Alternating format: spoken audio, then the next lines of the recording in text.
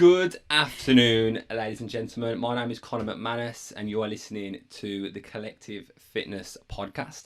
I am here with Haley Madigan. I just had to ask how to pronounce her last name, so I didn't get it wrong. Say hello, Hales. Hello, guys. How are we all today?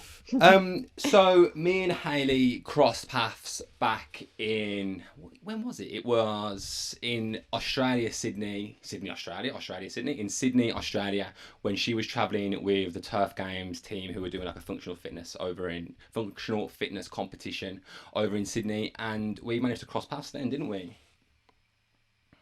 We did indeed. I thought you were Australian. It took me quite a few hours to realise you're English. To be fair, I got so much stick for my English accent in Australia. I'm surprised it took you so long. But then again, by the time, like, I was there for a good 3 years by that time, so towards the end of it, my accent just started to merge into this horrible amalgamation of Australian, English, Brummie, Black Country, all the terrible accents that I'd picked up along the way. And there were certain words that in Australia no one would understand if I said them in an English accent. So they were like particularly Australian. So I remember when I was talking to a few of you guys and you were like, "You're English." And I was like, "Oh God, here we go." I've been getting stick off Australians for the past 3 years, and now I'm about to start getting stick off English people. So Hales, give everyone a bit of your backstory and a little bit about what we're going to talk about today. Yes, of course. So my backstory, it probably starts all the way back when I was like 14 years old. Bearing in mind I'm 30, so that's 16 years ago. Fitness has been pretty much my life, like bodybuilding, strength training. I was very, very skinny as a child, so I always wanted to like build strength, build muscle, and just improve myself because I was bullied for just being like so thin. But it was a natural, it was my natural build. I was so active, played professional football, Yeah. and as a kid, I just literally ran all over the place. So when I was about 23, I got into bodybuilding. I went through a really bad breakup, and a lady in my gym was like, "Why don't you try a bodybuilding competition?" I was like, "No hell in chance. I'm not getting on stage. What are you talking about? They're all on drugs anyway." And then she was like, "No, there's natural bodybuilding federations that are drug tested." And I was like, "Okay, let me have a little look into it." I got into it further and I thought, right, now or never, might as well. I was kind of using my energy from my breakup through to channeling it into training. And I went for it. And 12 weeks of prep, I got ridiculously lean within like 6 weeks because it was the first time I Yeah. like ever dieted properly. And stood on stage, loved it and won. And then went straight from winning that into becoming the amateur world champion within 4 months. No way. Yeah, crazy, a bit of a whirlwind. And that was at 2015, so that was 5 years ago. I was in America, stood on stage with like 10 other amazing ladies from around the world, and then won. And I was like, "Oh, okay, I'm quite good at this. Let's just carry on." Then that kind of led into 3 years of competing. I did 8 shows, and towards the end, I was kind of just ran myself into the ground. Too much dieting. I'd never let myself put weight on. Body dysmorphia, image problems, eating or disordered eating. Pretty much 3 years of my life, I didn't have a cycle, so I didn't have a menstrual cycle for that whole time. I was just it became towards the end I was just not happy regardless of how I looked, and I think a lot of the time now people don't realize that you're chasing this perfection and you're never going to reach it because you always want more and you always want to be better, and I reached the point where I just wasn't happy in myself. So take it a step back a little bit. I actually didn't know you did any comps. That was one of my questions I wanted to ask you today. I wanted to get into that a little bit if you did do them, because I see if you ever go onto Haley's Instagram, a lot of your photos and a lot of your messaging is around you versus your older self, and how upon reflection your older self maybe wasn't what you thought it was at the time. Like, your perspective has massively changed on that. I didn't actually know you did the fitness comp. So what is your honest opinion of the whole fitness modeling world now? Because I've had a very strong opinion on that since I've ever got into the fitness industry, and then it's become quite popularized now. A lot of people do talk about it and do talk about the massive negative implications of dieting down to those levels. So for someone who's been involved in that and been involved in that environment, what's it like? So like I said, the first time I started competing was 2015, so it's 5 years ago. And the last year or so, I've seen it being kind of gone up into popularity. So many young girls getting involved. They think they go to the gym and 6 months later they're a bikini model. And you're like, okay, this is not a good place to start your fitness journey. I mean, like I said, I was lifting weights from the age of 14. So I had a good basis of 10 years of training, even though I'm tiny and it takes me that long to build muscle. I had 10 years of building muscle. So I had, a structured routine already. I knew what to do. And then I was ready to step on stage. But now I feel like it's glamorized to the point that it's a popular thing to do, and it's a craze without being told what actually it is, or without being told the negative impact upon someone's mental stability, mental health, mindset, eating, relationship with food. So I think in the last year or so, it's gone crazy in popularity, and then it's kind of taking a little dip now, where women like myself are kind of speaking about the fact that we're not having a cycle during it, the health implications, and just actually telling people the truth. Because I think there's a massive negative side to the bodybuilding world and to doing fitness shows. I think I heard it on a podcast before, and they were saying that in most sports, in pretty much all other sports apart from this one, when you perform and when you go to stage and when you have to perform, you are at your peak in physical and health and mental fitness.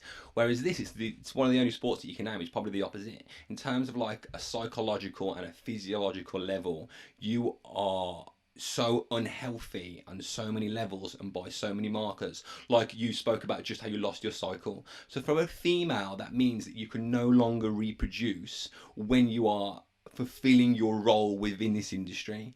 And that's a crazy thing to think that that is so popularized. Like there's so many people that we know, there's a few people that we know, and I've got some friends back from when I was at school who went into that world, and that's how they made it into like this, get their big followings on social media, and that then in turn led into other job opportunities like modeling and so on and so forth. So you can understand why it's popularized. However, like the implications of doing so are massive, and it's just not spoken about. Yeah, definitely. And I mean, when you're on stage, you're dehydrated so much that I've seen people faint because you want to be shredded, right? And you have a glass of wine the night before, you water loaded for a week before, you then stop water about 4 o'clock the day before, and you haven't had a sip of water for probably 24 hours. You're so dehydrated. And you stand up there with a smile that is just sticking to your teeth because you've got no saliva in your mouth. And you're like, this is the fakest smile I've ever put on for 20 minutes. You're shaking because you're trying to contract all your muscles. And yeah, it's extremely like fake. But having said that, like I did enjoy being on stage. I loved showing people what I created and what I could do. But the sheer determination it took for 16, 18, 20 weeks, every single day, 24 hours of a day, my focus was that. Regardless, I was a secondary school teacher during the whole prep. Like I was teaching full time. I had a hardcore job whilst training twice a day. And you just don't realize the implications that put on your job, your friendships with people, your family life. Like everything takes a hit, and everything took a hit, an impact. And looking back now, I probably wouldn't have done it if I knew. Yeah. But having said that, at least I've experienced it and I'm able to tell people. Sorry to interrupt. Obviously, when we view this from an outside perspective, you can very obviously see what's happening from a physical perspective in terms of like you're dieting down, you're starting to look amazing. What is happening internally for you from a psychological perspective? Like, how do you feel in your headspace? Because like, I know when I have a terrible night's sleep, or I'm dehydrated, or I've missed a meal because I've been busy or whatever, I feel terrible. And you're doing this day in, day out, and like the implications of that. So, how did it feel for you inside your head? Like, what was your headspace like? Yeah, so they call it brain fog. I don't know if you've or prep brain. And I just had nothing inside my brain. It was empty, like from the lack of carbs. Like obviously your brain runs on calories, right? It needs carbohydrates to run, it needs energy to run. And my brain just wasn't working. I was snappy, so the hangry came out. I was just I had no personality, like nothing. I wouldn't be able to construct a sentence like this. I would Yeah. just be off in the fog and just daydreaming, like all the time How did daydreaming. you manage to function at work on that level? If you were a secondary school teacher and your responsibility as a secondary school teacher was to educate and empower young children, but you were away with the fairies, how hard must your job have become? Yeah, it was insane. I relied, and I mean, I rely on coffee at the moment, but I relied so much solely on coffee, Yeah. and just caffeine to get me through. And I was counting down the minutes of every single lesson, which is just it made my job a misery, and I actually loved it before. So yeah, it was extremely detrimental to my ability to work, unfortunately. Having said that, I loved teaching, but then it became like quite a job that I didn't enjoy because of where I was with my mindset, because of where I was with competing. And it was just, I was looking forward to that 4 o'clock finish, nap, then go straight to the gym. Yeah. What would, like, if anyone you know now, if you bumped into someone in the street and they were saying, "Oh, you competed. I'm thinking of competing. Like, this is something I want to do," and they told you all the reasons why, what would you say to them? So I get girls actually messaging me saying like, should I compete? And I will be completely honest with them. I will make sure, I will ask them like, how long have you been training? So that's my first question. If you've only stepped foot in the gym for 6 months, you're not ready. You do Yeah. not know, like your muscles aren't ready, your body's not ready. You need to learn how to train first. But then you need to make sure that you are okay in the headspace. Like I make sure that they know what they're going to go through. They're probably going to develop some disordered eating patterns. They're probably going to find coming out of competing harder than going into it. When you're in it and you are focused, you see your body changing. Brilliant. When you come out of it, you see your body changing probably back to the way it was. And it's such a rebound effect that people then put more weight back on, Yeah. and they lose control. And that's where the problems start with body image, body dysmorphia, again, disordered eating, overeating, binging, restriction. It's the whole like cheat meal mindset thing that a lot of bodybuilders have, which I can't stand. Like I was allowed a cheat day with my old coach, and I think I had one cheat day, and I just went, I obliterated it. Like Domino's got a phone call, Tesco's was raided, and I'm probably talking about 10 to 12,000 calories in a day. Compared to what would you normally be having on a normal day? Was on that prep, it was probably 1,500.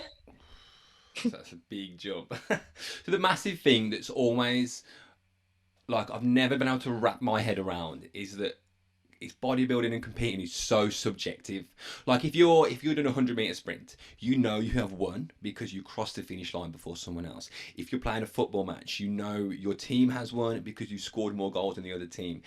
Like there's no real way unless there's a massive obvious difference that you know you are going to win when you step on that stage. And even then, even if you've trained harder, if you've dieted harder, if you've fulfilled all the things you need to do more so than everybody else, it's still down to the people who are judging you on the day, isn't it? And it's still so subjective. And like people say that comparison is the thief of joy, but that whole industry is built on comparison. So like for me personally, I just couldn't, like the headspace that you would go into trying to do something like that. I can't imagine how hard it must have been. um Yeah. so one thing I mentioned when we were in the middle of that is your messaging on social media. So if you ever find your way into Haley's messaging, onto Haley's social media, sorry, the way you articulate things is very particular, and your correct me if I'm wrong, but your whole goal with your social media is to allow, especially women, to understand the differences and like some of the lies that you can often get by looking at social media and the different platforms that we have. So one of the things that I always catch you talking about is cellulite. So I wanted to dive into that a little bit, and for any ladies who are listening to this, help them to understand if they have cellulite, what we can, or if we should do anything about it at all, and how it is portrayed in the media. Like I find personally, I've had this conversation a million times. Like the majority of my clients are females, and I try to empathise with them as much as possible because I'm a male. It's a little bit harder to do so. If I'm coming from a female, it may be a little bit better, but to understand that cellulite is natural and that it is part of our bodies and it is very demonized by the media, and that in turn creates this void and this negative relationship with it. So I'll let you take it from there and dive into it a little bit more. Yeah, definitely. So it's funny because when I was competing, I still had a tiny bit of cellulite. I still had it there because it is needed, required, and it is completely 100% natural for a female to have cellulite. Now, cellulite is partially due to genetics, but also it's mainly due to estrogen, the female sex hormone. Yeah. And when we have obviously a normal cycle, we can procreate like we're designed to do. Estrogen thickens the connective tissue in the skin and fat matrix of the lower body. So you'll find that most women will store body fat in the lower body. And once you start to kind of like lose weight, drop a little bit of body fat, it will come off of your arms, your top body, your waist, and then the lower bodies tend to be the stubborn fat that people like to say or like to call it. Now that is because the female body is designed to store fat there. Because when we get pregnant and if we, are unable to get food in the cavemen days, your baby would survive on that cellulite. That is there for that baby to kind of feed off of. So we need around about like the percentage of our body fat is, it can vary between 20 and 30, 35% even for some females. Again, genetics will play a part, but we need that body fat. We need that cellulite to be able to procreate, to be able to feed our babies for breastfeeding. It is so important that we don't have that stigmatism towards it, that it's bad and that we need to get rid of it or buffer it with this cream or scrape it with this stupid, like the amount of the media portrays it in such a bad light, and that it's a bad thing. Like, because it looks different. And ever since they've portrayed it, maybe 20 years ago, I'm going back to, I don't know if Marilyn Monroe had it when she lifted up the skirt, that famous picture, because I remember that women were slightly bigger back then in the media, and that was okay.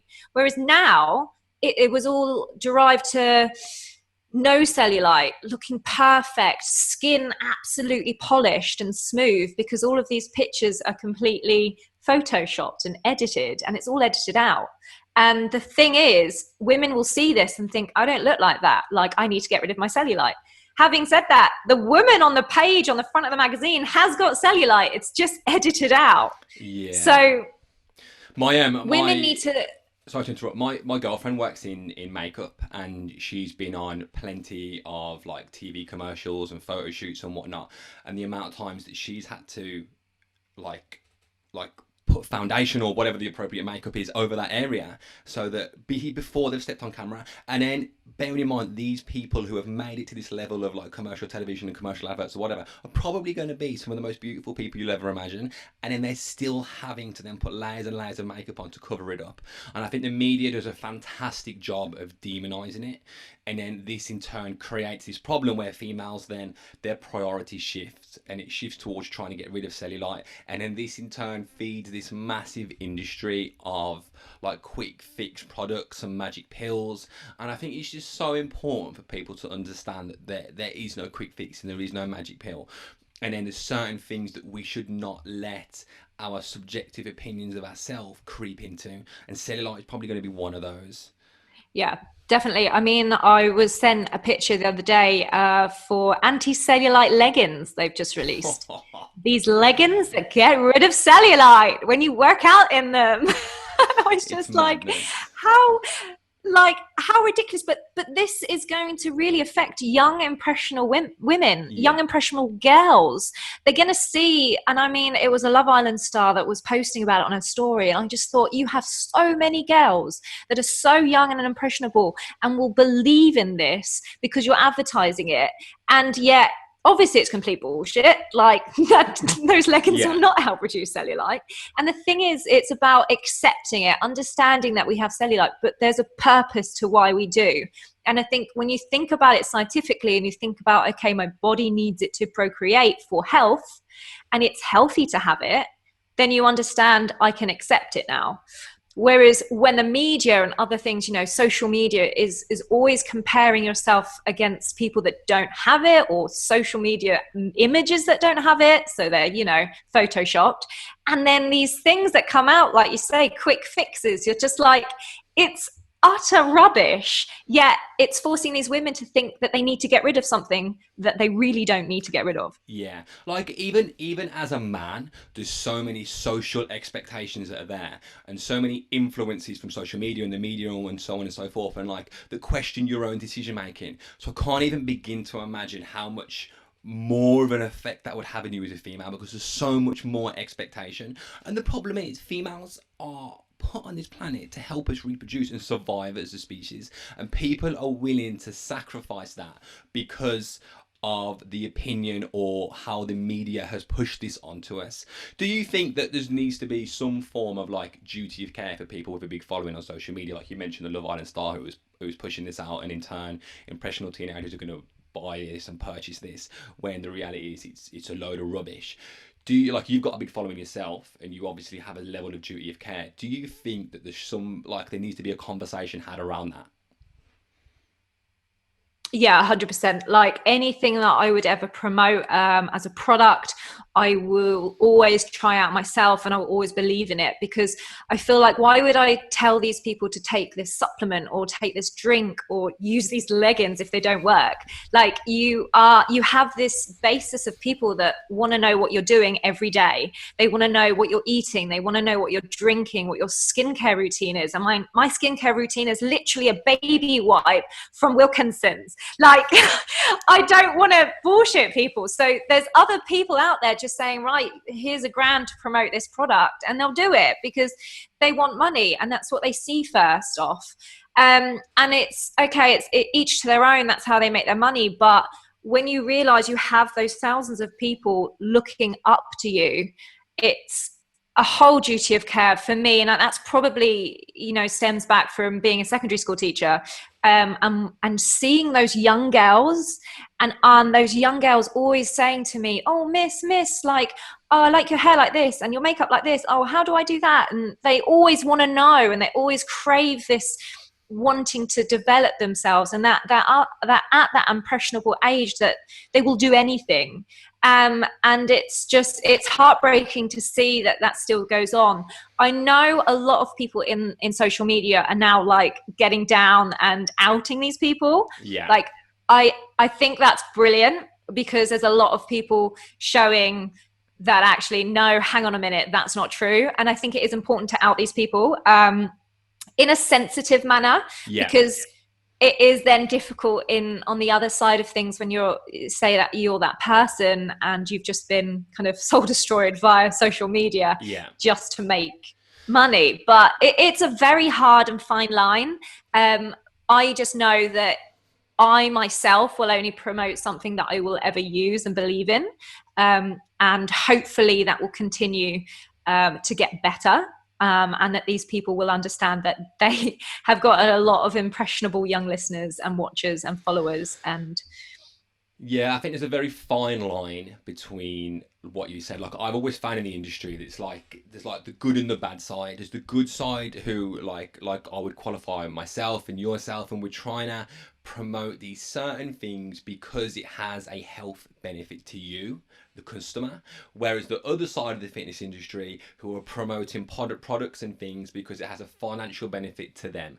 And I think as a consumer, like, we still have a duty of care. We have a duty of care to promote the positive things and down promote the negative things. But as a consumer, they still have a a responsibility for themselves to not buy into that quick fix. And that's something I've always said to my clients. Like, I've always had, it always happens. You have people turn up and they're like, what do you think about this thing? Do you reckon this will work for me? And I'm like, no, if that worked, then there wouldn't be an obesity epidemic, or people wouldn't have the problems that they have.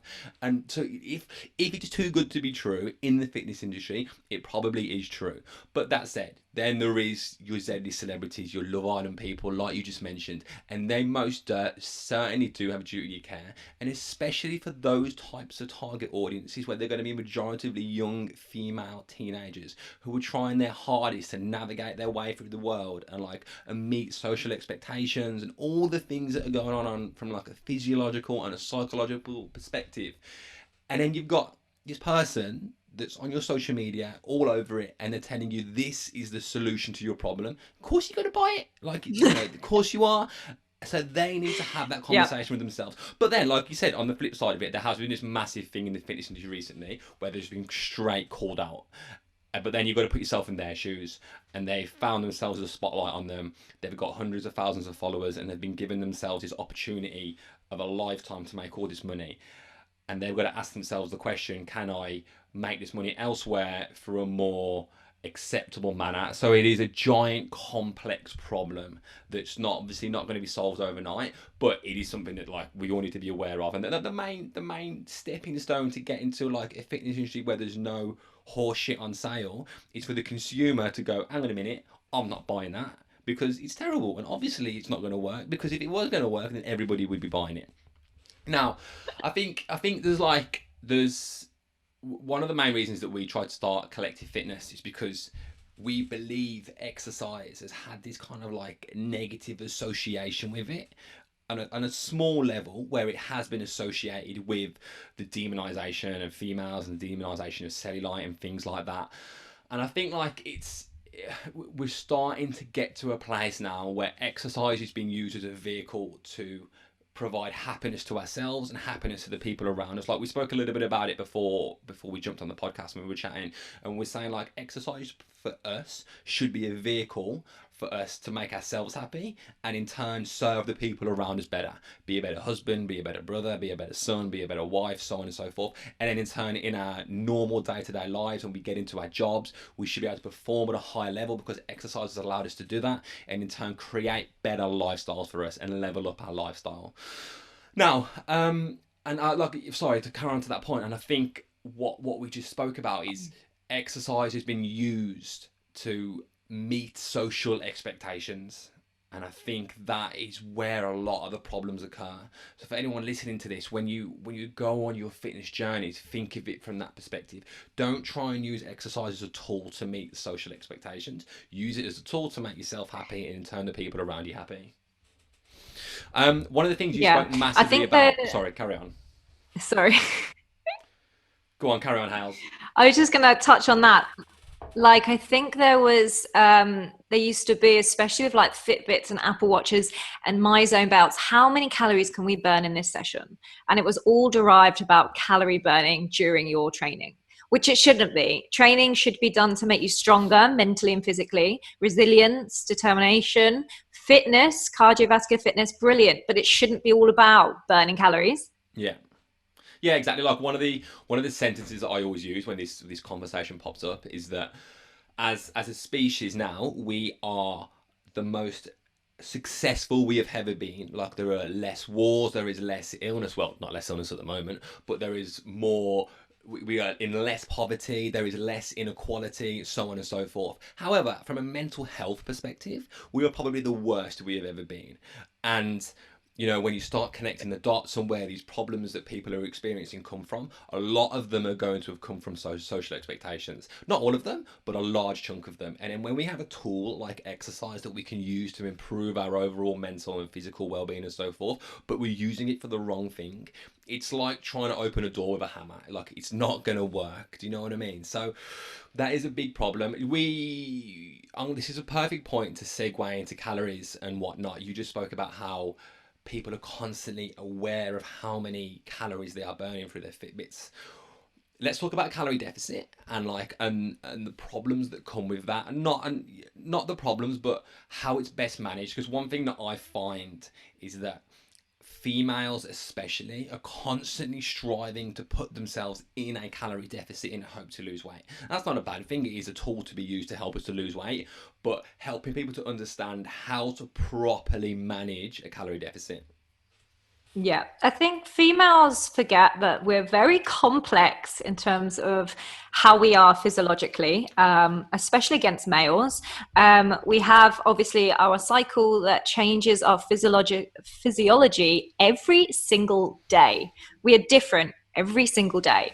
Males are pretty much the similar, like your testosterone is pretty much here, there, around the same pretty much every day. Okay, so females forget that we have not only our cycle to play with, that we need to keep a certain level of body fat to be able to be healthy. So when we're striving for this calorie deficit all of the damn time, there's going to be a point where your body is like, no, I need to stop, I need a break.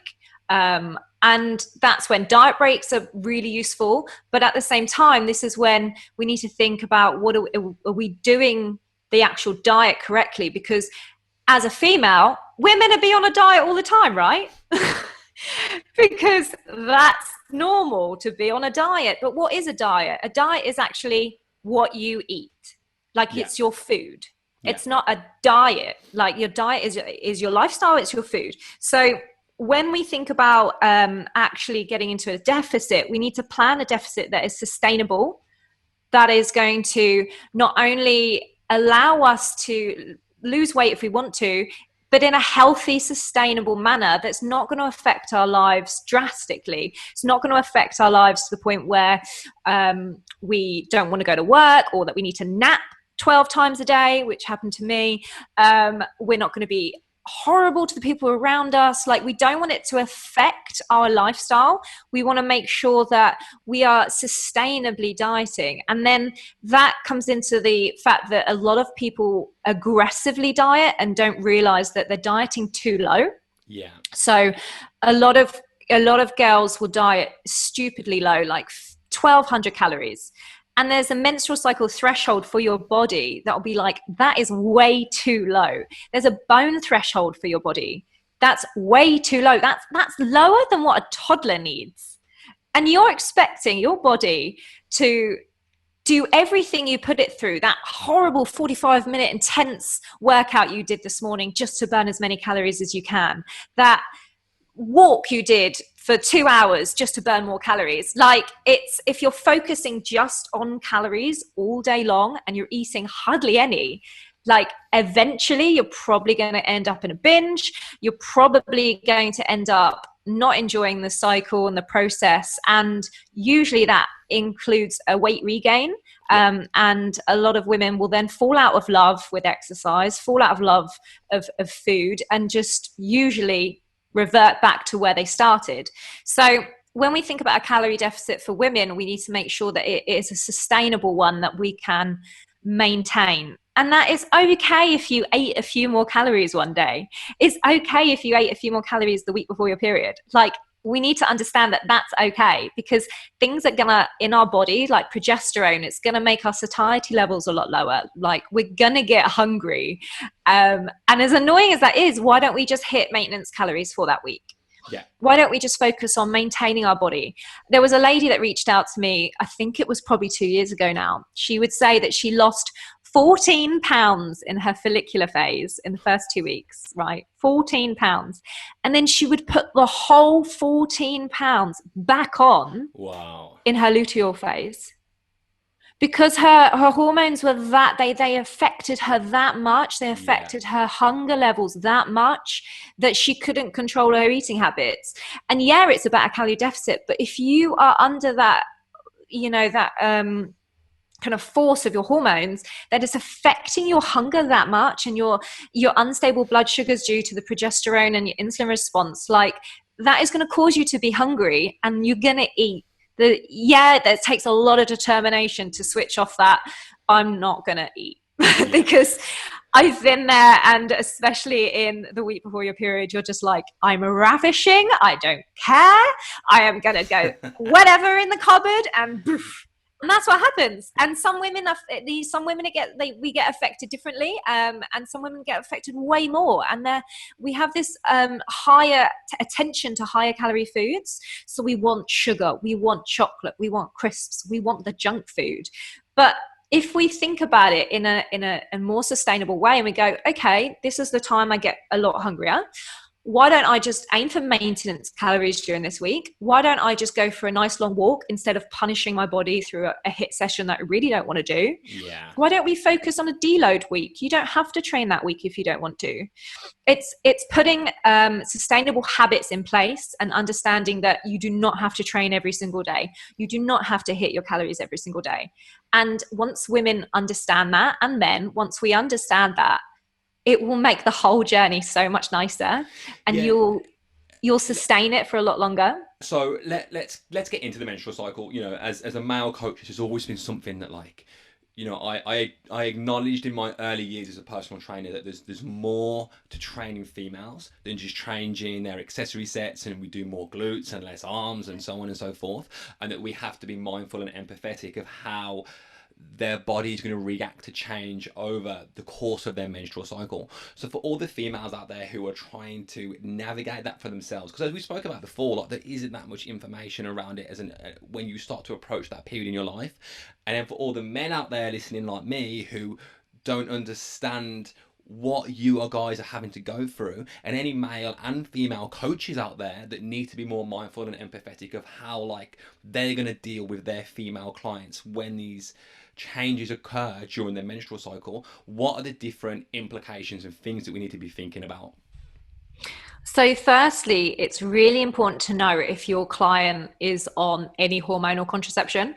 Yeah. So hormonal contraception it literally changes our physiology straight away. So if you're on the mini pill, which is progestin, so the synthetic hormone progesterone, it will create a luteal phase physiology every single day. And the luteal phase is the 2 weeks of hunger, satiety levels dropping, usually energy levels dropping, usually depression as well with a lot of women, PMS symptoms, PMDD, which is premenstrual dysphoric disorder, which 5%, around about 5% of women suffer with, and it's not talked about enough, because out of that 5%, you have 3% of women that actually have suicidal thoughts during that week. Okay. Yeah.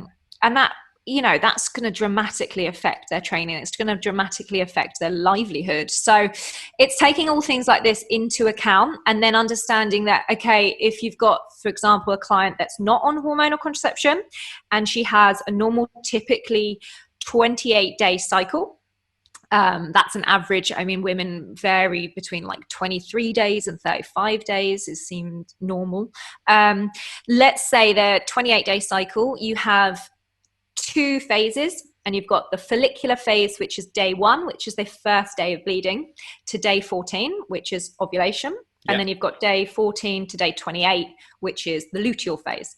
So the follicular phase is the fun phase that women usually start to be like, I am amazing. I am a boss. I'm going to break up with my boyfriend because I've got the determination. It's actually shown, there's some research out there that just before ovulation and around ovulation, we are like, yes, we're going to do whatever we want. We have the mindset and the motivation to get that job, to apply for that new job, to break up with that boyfriend, to do what we want to do. And we are amazing during that time. And then slowly after ovulation, there's a surge of testosterone. And that's when you might find you get your PVs around day 15, day 16.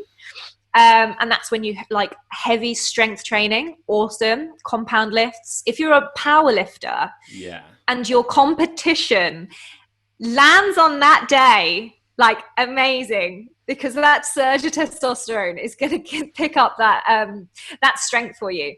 And that's the funny thing. When I was doing turf games in in Australia, I was like, yes, I am in my follicular phase, everyone. I can do this. I can get that PB front squat. So I like can do those max burpees. for any And I was so happy. sorry to interrupt. So for like any females out there who are competing, or like, well, not even competing, like any major task that is going to have to require some sort of like some mental focus or physical focus or physiological requirements, if you're, we just spoke about what happens if it does fall in that phase, but if it doesn't fall in that phase, like the implications for you, like imagine you've had a job interview, like it's your, you know, a job that you've wanted forever, and it lands at the worst time in your cycle, and mentally, and like, and then you sat in front of a man instead of a woman, and mentally you're just not there, and you feel terrible within yourself. That must be incredibly hard to deal with. Yeah, like every single female is different. So Yeah. some women will not like even notice any changes, whereas other women will notice drastic changes. But my cognitive development will slightly be impaired during my luteal phase. And it's funny because I know when it is, because I can't construct a brilliant sentence, or I can't think Yeah. of that word. You know, when you're like, oh, what's that word? And I'm like, damn it, damn progesterone. Because when estrogen is high, like your brain is powered, we have that more cognitive development, like it's amazing, you just thrive.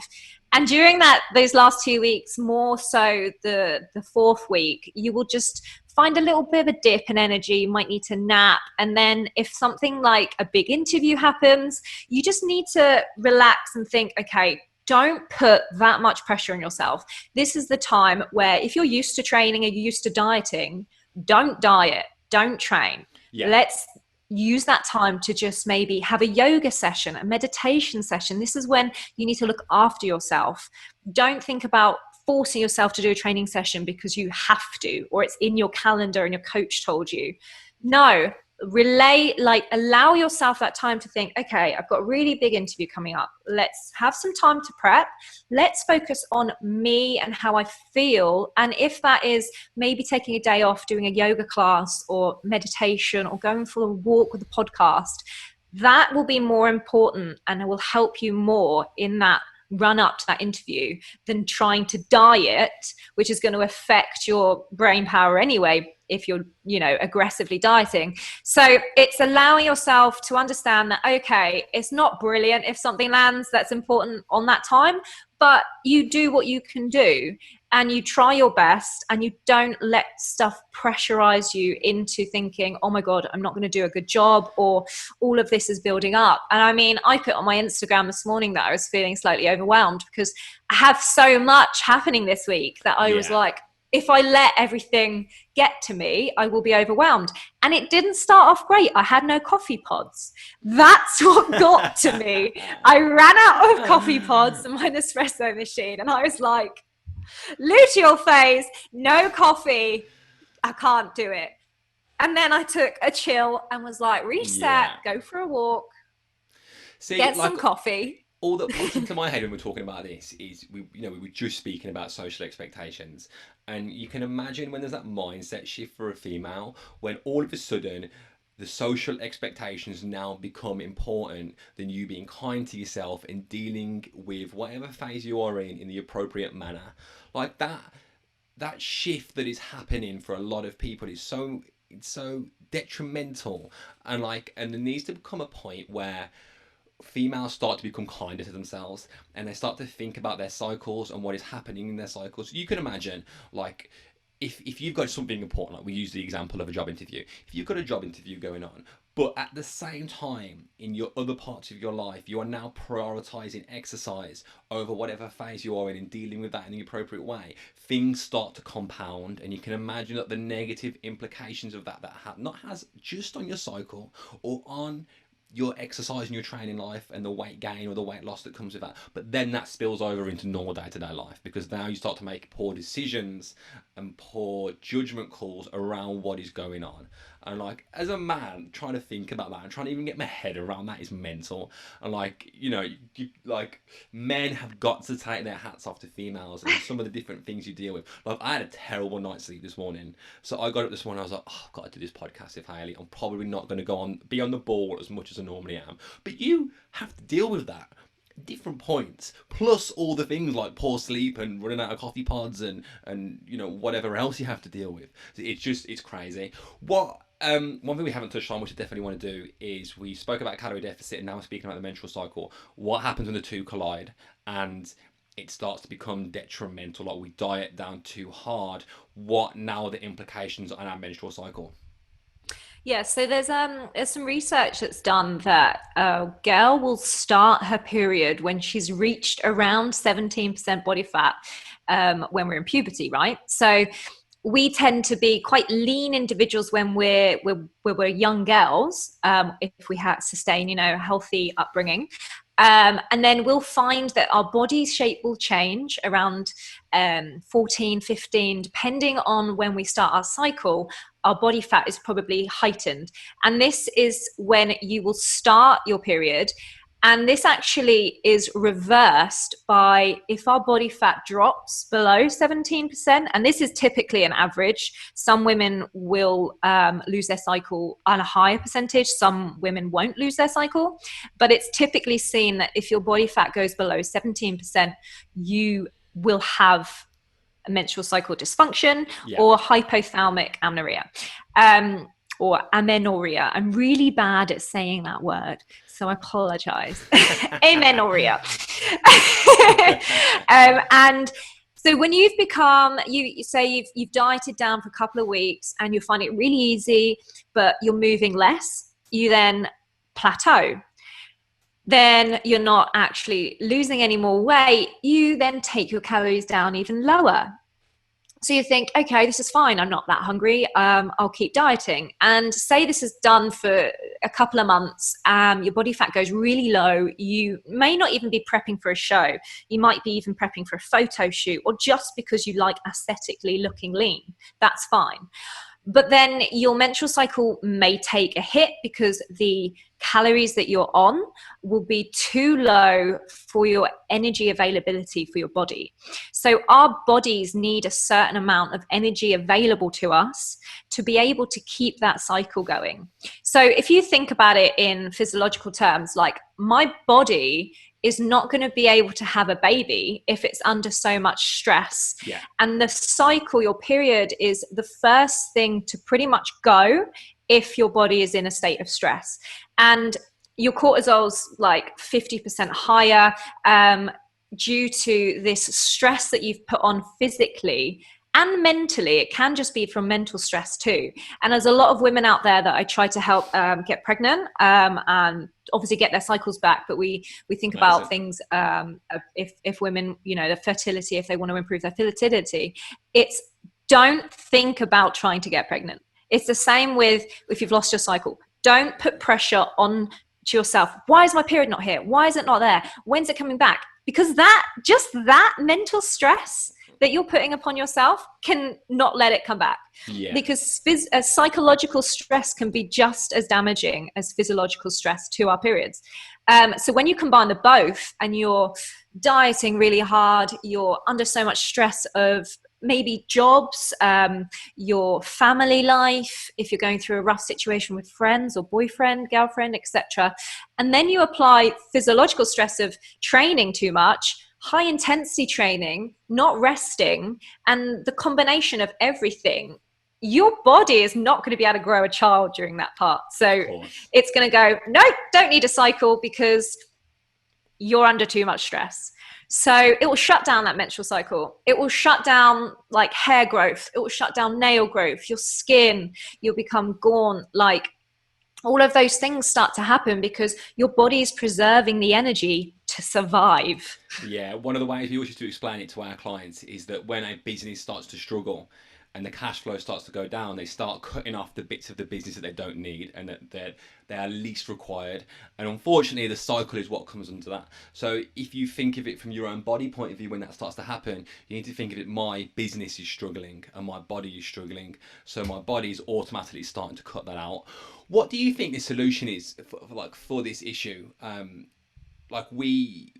we talk about balance quite a lot in the fitness industry and operating that balance. And I know it kind of becomes a little bit cliche, but we always talk about falling in love with the process. And that the process of getting to whatever your goal might be is more important than getting there immediately and quickly, and learning to enjoy that process of it. And that's what keeps jumping to my mind whilst we're talking about this, is that unfortunately, especially as a female, and this applies to males as well, but especially as a female, you can't rush these things. And if you need to lose a certain amount of weight, or if you want to perform at your best in a certain, whether it's fitness or whether it's powerlifting or whatever it might be, or a sport, that you need to appreciate even more so as a female, that is going to be a long process. What advice do you have for females out there who are trying to deal with this pressure and this social expectation, and then in turn things like your menstrual cycle get compromised? What advice would you give to them?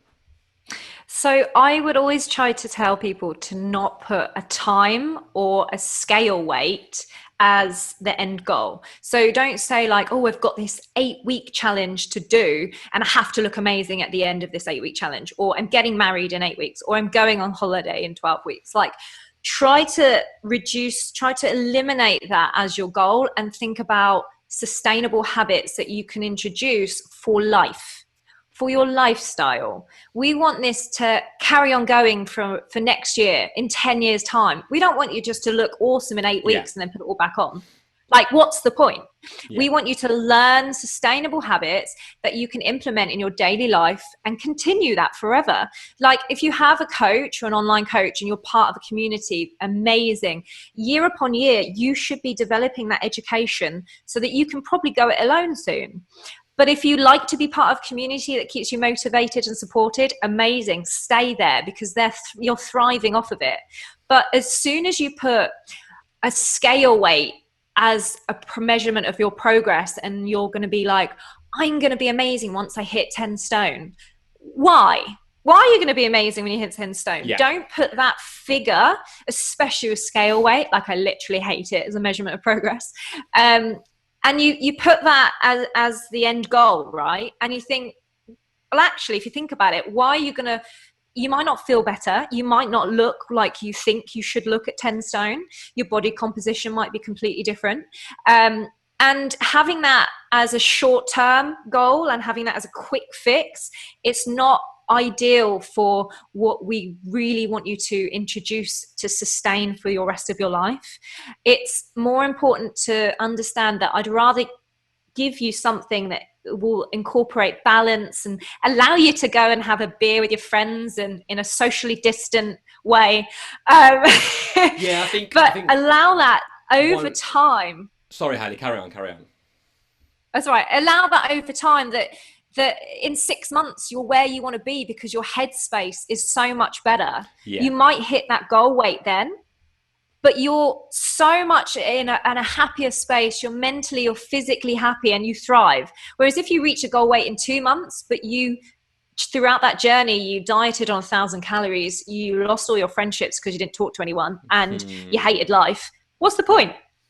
There's no point. You've got to enjoy the journey. I think one of the biggest things I've always struggled with from day one is female clients and their ability to manage balance. I always find it's either one or the other. They are so invested in their social lives and their friendship circles and what is going on that they let their health and their mental health get massively compromised. Or it's the complete opposite to that. They are so invested in their training and that whole process that they then in turn don't go out on a weekend, they don't go and see their friends, and then in turn that gets compromised. You know, I like what you said about trying to build habits and making it sustainable. One thing that we always try to say to our clients is if you can't do it for a year, don't do it for a day. It needs to be sustainable, and it needs to be allowed to stick to for the long term.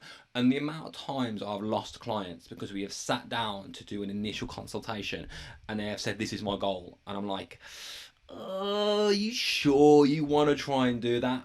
You know, and like they'll say, I want to be at this percent body fat, and I'm like, even if you get to that point, how you think you are going to look in your head, that expectation will change as you get better. Because as humans, we naturally want more, and we naturally want to continually progress and better ourselves. Being at that same level just does not satisfy us. So even when we get to that point where we get to that weight on the scales or that body fat percentage, we still want lower. And we still want lower. And then there comes a tipping point where that in turn becomes unhealthy. And then things like we start to lose our menstrual cycles, and then psychologically we start to suffer, and so on and so forth. And then, as we said before, we fall off the bandwagon, and then we stop enjoying exercise, and then we go back the complete opposite way, and then we end up back at the square one, whether it was 6 months before or 12 months before. And that is the problem with exercise at the moment, how people approach it. It needs to be approached for the long term, and we need to build long-term sustainable habits. What do you Let's move away now from the menstrual cycle and so on. Training wise as a female, like, I know how you train, I've seen you train, I know that you don't just do your HIIT classes and you don't just do your running on the treadmill. And as we said, some of my struggles with female clients have been through certain things. One of those certain things is getting women to understand that strength training is not that testosterone inducing magic pill that's going to make you look like a female version of Arnold Schwarzenegger, that actually it's beneficial for us in the long run. And it kind of aligns nicely with our menstrual cycles and things like that, because in turn we are able to balance out the types of training that we are doing and so on and so forth. Yeah, definitely. I mean, strength training for me was more mindset than anything. Even when I first started, I mean, I was lucky to watch my dad at 14 years old in the front room lifting weights. And I was like, okay, I understand this. Like, he gets a high from it. It's the endorphins. He enjoys it. So I asked him to teach me a few exercises, and they were shoulder press, Arnold press, lat raise, and lat pull down.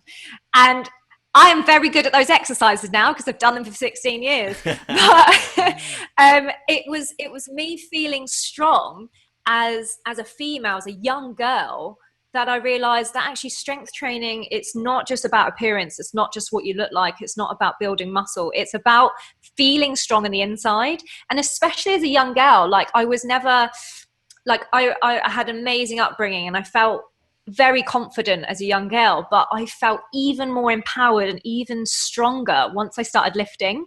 And it's just amazing how that type of training can do you so much psychological help, that you feel so empowered. The high end endorphins afterwards, the rush of getting a PB, like, I've lifted this amount, I lifted my body weight, I squatted my body weight, like, that's empowering for a female. That's amazing if you can do that. It's so, like, hitting those PBs and watching your body change is so much more beneficial than going on the treadmill for hours upon hours, that you're just running your ligaments and your bones are just getting all that stress, pounding on the streets, pounding on that treadmill. I'd much rather, do a few squats and a few deadlifts and sets, because I get more from that. I mean, if anyone out there is starting to think, oh my God, I'm going to, like you said, look like Arnold Schwarzenegger, I bloody wish. It's taken me 16 years to get a tiny deltoid.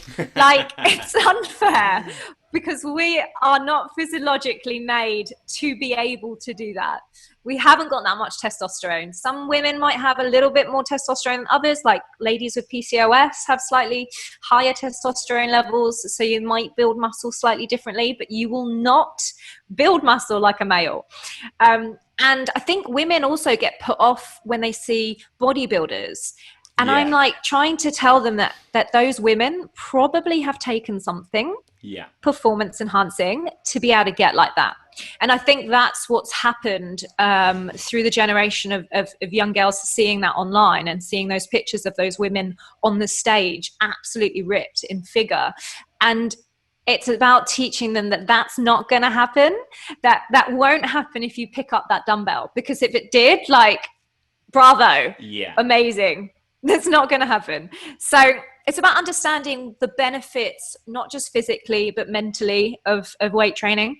And it's amazing for your muscles. It's amazing for your joints, your tendons, your ligaments, but it's going to change your body shape. Like, it's actually going to change your body composition. And you can create and sculpture your body to what you want. And I think that's what helped me as well in the appearance aspect, that of course that you're going to have an aesthetic goal. I think everyone has an aesthetic goal, and it's okay to admit that, as long as it's not your forefront of trying to get that goal and stay in that goal all of the time. As long as you're entwining that in mindset goals as well. But when you start to think about weight training to sculpture your body, I think it's a nice way of thinking, okay, I've got this canvas and I can now build on areas that I want to build and work on areas that I enjoy working on. And it's so empowering. It's literally probably the like more so than anything, even more than coffee for my mind, weight training.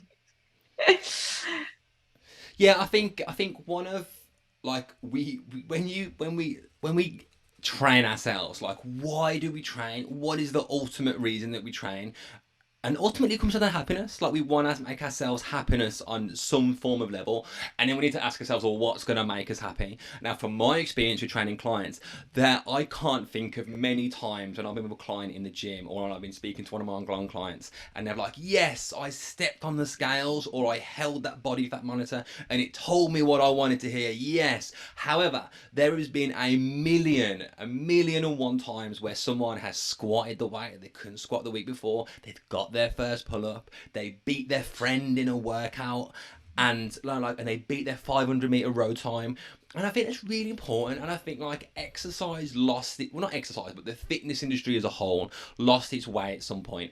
And it used to be like when you were playing with your mates in the playground, and when you were beating each other at certain things, and it was this competitive, healthy environment. But then somewhere along the way, probably as the introduction to the bodybuilding industry came in, it just got so geared toward aesthetics. And like we just said, there aren't many times where you're going to step onto the scales and from an aesthetics point of view, you're going to be like, yes, this is exactly what I wanted to hear.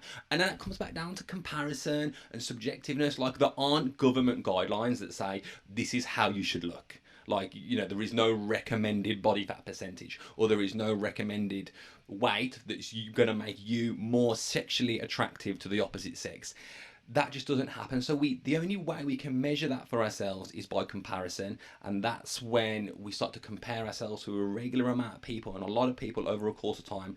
That generally becomes quite unhealthy. So we just lost the signal then, the screen froze and we cut out. So that might sound a little bit weird in the edit. We'll try and make it as smooth as possible. But anyway, we're coming to the end of the podcast now. We've been speaking for a good 60 minutes and we've got some really powerful information there for some of the females out there trying to navigate their way through their bodies and through the fitness industry and allow themselves to prioritize around their bodies a little bit better. Now, obviously, we're going to come to a close now. If there's one final bit of advice that you could give, something that may potentially have massively helped you, and if you could rewind time and do something a little bit differently, what would it be, and what would that final bit of advice be? So I just want to make sure that people out there understand that don't put too much pressure on yourself to look a certain way, to perform a certain way, because it fundamentally goes down to how you feel. How you feel has a direct correlation to, what you look like, but how you feel is what life is about, right? And how you feel inside yourself doesn't matter what your body fat percentage is, doesn't matter what your body, looks like in comparison to the women on magazines, the women in media. If your life is enjoyable, if you're enjoying and you're sustaining amazing, you're training for enjoyment, you're training because you love the feeling of training, you want to be strong, amazing. If you have a great family life and you strive for, improving your lifestyle as well as your happiness, and that is your goal more so than what you look like, then amazing. Obviously, fitness, nutrition, everything diet related comes hand in hand with aesthetics. Like if you strive as a goal to just maintain, be sustainable, include training because you enjoy it, and as a byproduct, if something aesthetically changes, that's amazing. And it will if you become consistent with what you're doing. But try not to put a pressure on yourself. Try not to give yourself a time frame. Try to allow yourself that this is a sustainable thing, that I'm going to improve my lifestyle. I want to have this forever. I want to change the way I am because I want to be happier. If that's your focus, then you are going to do so much better in every attitude and attribute of your life, because you're focusing on happiness and that's driving you. And it's okay to have a day off. It's okay to have a rest day. don't pressurize yourself to be perfect every single day. No one is. No one's perfect. And the minute you eliminate that pressure, you will feel so much freer, and you will enjoy your training. You will enjoy the food that you want to eat. You will enjoy maybe tracking calories if you want to track calories. That's fine. But you will enjoy it because you're creating this journey to be happy and not just to be a size 6 or a size 0 or whatever. It's the fundamental thing of allowing that journey to be enjoyable. Working with coaches that you admire, working with coaches that uplift you, that motivate you, and just improving your relationship with food, improving your relationship with training, and just learning from people that that you find motivating, and allowing yourself to feel less pressure from the media, less pressure from social media. Like, unfollow those people that make you feel shit about yourself. Unfollow the people that you think, I'm never going to look like that, but that you want to look like. It's okay to have a goal, but don't think about pressurizing yourself to look a certain way. And the minute you stop that, you will feel so free, and you will then probably be able to make the changes that will get you there eventually. Yeah, that kind of little paradox in itself. Hayley, I've really enjoyed this. This has been amazing. If anyone wants to find you, where can they locate you? So on Instagram, it's at Haley Madigan Fitness. And my website is togetherfitness.co.uk at the moment, but I've got a new one coming. Ooh, amazing, exciting. Okay, thank you very much for listening. Thank you for everybody who's tuned in. Thank you, Hayley, for being there. I've really, really enjoyed this. Have an amazing day.